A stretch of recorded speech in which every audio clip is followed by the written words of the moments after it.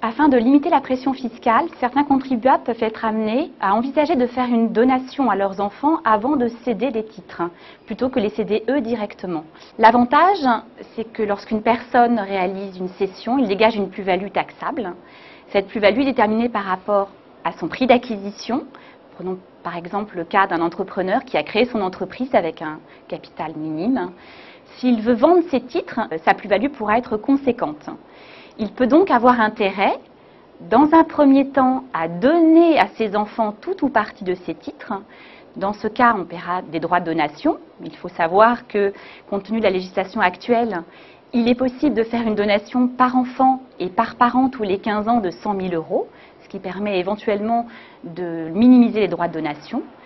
Dans un tel cas, ce sont ensuite les enfants qui vendent leurs titres. Le prix d'acquisition retenu, ce sera le prix de donation, donc le prix revalorisé. Et en règle générale, la plus-value sera réduite, et ce d'autant si la cession a lieu très peu de temps après la donation.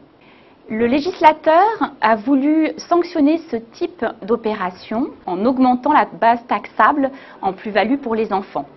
Le Conseil constitutionnel a invalidé cette disposition de la loi de finances rectificative pour 2012. Donc aujourd'hui, le cadre reste la jurisprudence qui a pu être rendue en la matière.